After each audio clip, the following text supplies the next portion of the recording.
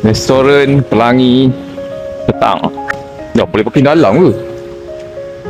Tak apalah. Macam tak berapa ramai orang. Oh, dah cakap macam ni. Gagak. Wan, tadi dia ambil makanan. Tak apa. Semana Wan dulu.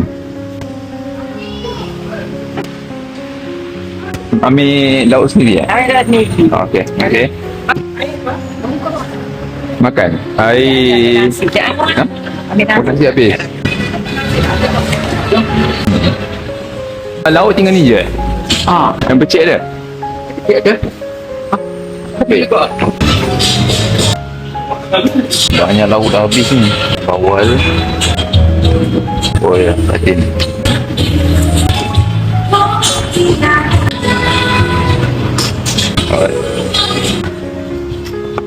Cendol ada ke? Cendol nak buat tapi hujan lebat lah. Pressurina tu. Bismillahirrahmanirrahim. Dia macam vibe-vibe kampung macam ni.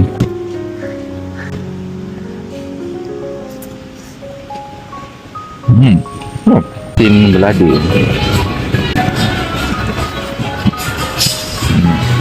Jarang aku tengok orang buat patin belada. Selalu patin poyak. Sorry Tak apa. Tak apa. Okey. Ni kenyang ke?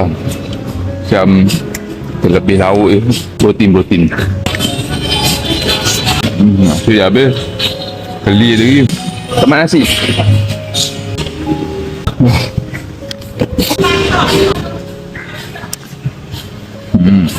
Bayan.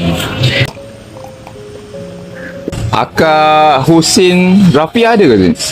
Ada tu. Ayam pecik. Aku cik api. Itulah saya tanya dia, ayam pecik. Tak ada pula, tak apalah. Saya ambil apa yang dia lah. Aku tak makan ikan talapia bakar tadi. Macam ni. Kita nak buat banyak. Kalau tak habis, kita jual esok tak bang. Benda tak ada kualiti. Betul. Kita jaga kualiti. Habis. Tak habis buang. Orang makan fresh. Talapia saya. Bila tak sehat, jadi ingat. Kenapa? Ke jantung. Dia jantung? Kalau tak kena jantung, lain mungkin macam awak. Saya tak ada ke jantung bengkak. Saya dah susah 8 tahun. 4 tahun tak rasa.